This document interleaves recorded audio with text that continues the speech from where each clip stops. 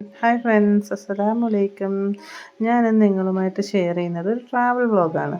നമ്മളിവിടെ നിന്ന് കൊല്ലത്തുനിന്ന് തൃശ്ശൂർ വരെ പോയിട്ടുള്ള ഒരു ട്രാവൽ വ്ളോഗാണ് കേട്ടോ. തൃശ്ശൂർ എവിടെയാണ് പോയതെന്ന് വെച്ചാൽ ഹസ്ബൻഡിൻ്റെ ബ്രദർ അവിടെയാണ് വർക്ക് ചെയ്യുന്നത്.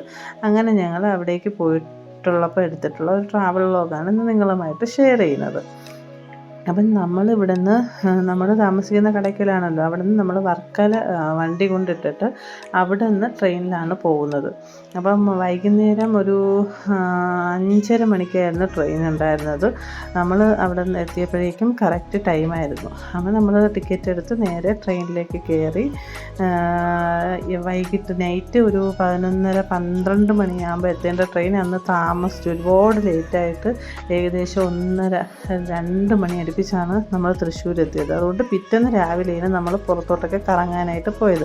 ഫസ്റ്റ് നമ്മൾ പോകുന്നത് അവിടെ തൃശ്ശൂരുള്ള ആനക്കോട്ട എന്ന് പറയുന്ന ഒരു സ്ഥലത്തേക്കാണ് പോകുന്നത്. അവിടെ എന്ന് വെച്ചാൽ നിറച്ച് ആനകളാണ്. ഈ തൃശ്ശൂർ ദേവസ്വം ബോർഡിൻ്റെ കീഴിലുള്ള ആനക്കോട്ടയാണത്. അപ്പോൾ അവിടേക്കാണ് നമ്മൾ ഫസ്റ്റ് പോകുന്നത്.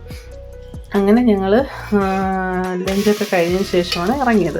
അത് കഴിഞ്ഞിട്ട് നമ്മൾ നേരെ ആനക്കോട്ടയിൽ ഇപ്പോൾ എത്തിയിട്ടുണ്ട് കേട്ടോ. അപ്പോൾ അന്ന് നിറയെ ടൂറിസ്റ്റ് ആൾക്കാരൊക്കെ ഉണ്ടായിരുന്നു അവിടെ നമ്മൾ ചെന്ന സമയത്ത്.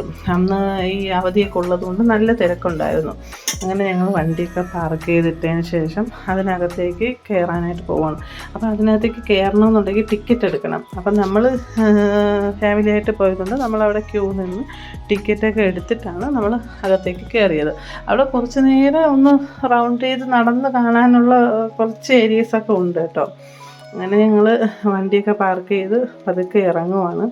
എന്നിട്ട് നമ്മൾ നേരെ അതിനുള്ളിൽ ടിക്കറ്റൊക്കെ എടുത്തിട്ട് അതിനുള്ളിലേക്ക് കയറി. അപ്പോൾ ഇതാണ് അതിൻ്റെ ഉള്ളിലേക്ക് കയറുമ്പോൾ ഉള്ള ഒരു ഏരിയ കേട്ടോ. ഒത്തിരി ആനകളുണ്ട്.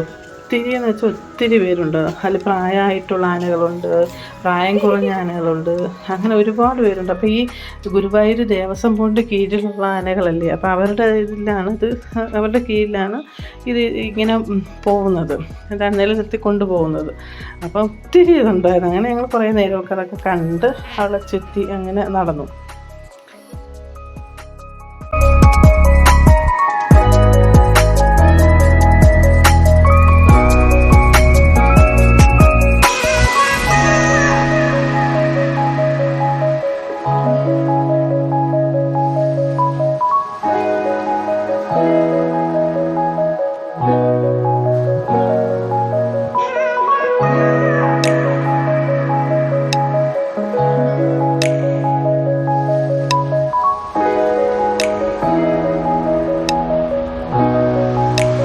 പിന്നെ കുറേ നേരം നമ്മൾ അവിടേക്ക് നടന്നതിന് ശേഷം നേരെ നമ്മൾ അവിടെ നിന്ന് ഇറങ്ങിയിട്ട് ചാവക്കാട് ബീച്ചിനടുത്തുള്ള 4 മണിക്കാറ്റ് എന്നുള്ള സ്ഥലത്തേക്കാണ് പിന്നെ നമ്മൾ പോയത്.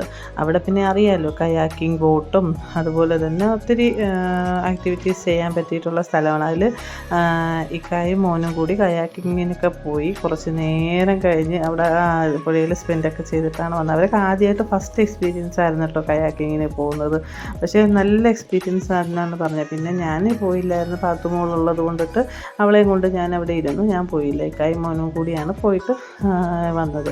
അപ്പോൾ അവർ പറയുന്നത് കേൾക്കാൻ നല്ല എക്സ്പീരിയൻസ് ആയിരുന്നു, നമ്മൾ മിസ് ചെയ്യാതെ കയറിയത് നല്ലതായി എന്ന് പറയുന്നുണ്ടായിരുന്നു. അത്ര നല്ല എക്സ്പീരിയൻസ് ആയിരുന്നു എന്ന് പറഞ്ഞു. പിന്നെ നമ്മൾ അവിടെ കുറേ നേരം സ്പെൻഡ് ചെയ്തു, കുറച്ച് നേരമൊക്കെ ഉണ്ടായിരുന്നു.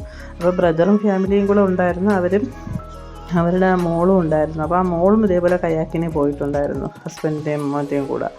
അങ്ങനെ അവർ രണ്ടുപേരും കൂടിയൊക്കെ പോയിട്ട് തിരിച്ച് വരുന്ന ഇതാണ് നിങ്ങൾ കാണുന്നത്. അപ്പോൾ നല്ലൊരു എക്സ്പീരിയൻസ് ആയിരുന്നു അത്, പോയിട്ട് വരുന്നത് നല്ലൊരു രസമായിരുന്നു എന്ന് പറഞ്ഞാൽ. അതാ മോള് അപ്പുറത്ത് വേറൊരു കയാക്കിംഗ് ബോട്ടിൽ വരുന്നുണ്ട്. അങ്ങനെ പോയിട്ടൊക്കെ വന്നു. പിന്നെ അതൊക്കെ കഴിഞ്ഞതിന് ശേഷം പിന്നെ നമ്മൾ നേരെ ചാവക്കാട് ബീച്ചിൽ പോയി കുറച്ച് നേരം സ്പെൻഡ് ചെയ്തിട്ടോ. അതിൻ്റെ വീഡിയോ എടുത്തിട്ടില്ല. പിന്നെ ഇത് നമ്മൾ അവിടെ പോയപ്പോൾ എടുത്തിട്ടുള്ള കുറച്ച് ഫോട്ടോസാണ് ഇനി നിങ്ങളുമായിട്ട് ഷെയർ ചെയ്യുന്നത്. ഇതൊക്കെയാണ് നമ്മൾ പോയപ്പോൾ എടുത്തിട്ടുള്ള കുറേ ഫോട്ടോസ്. അപ്പോൾ ഇത്രയൊക്കെയാണ് വീഡിയോസ് എടുത്തിട്ടുള്ളത് കേട്ടോ. കുറേ വീഡിയോസൊക്കെ മിസ്സായിപ്പോയി. അപ്പം ഇതുവരെയുള്ള വീഡിയോസ് നിങ്ങൾക്ക് ഇഷ്ടപ്പെട്ടിട്ടുണ്ടെങ്കിൽ ചാനലൊന്ന് സബ്സ്ക്രൈബ് ചെയ്യാനും ലൈക്ക് ചെയ്യാനും ഷെയർ ചെയ്യാനൊന്നും മറക്കരുത്. അപ്പോൾ ഇതുപോലുള്ള പുതിയ വീഡിയോസായിട്ട് കാണാം. Bye, thank U.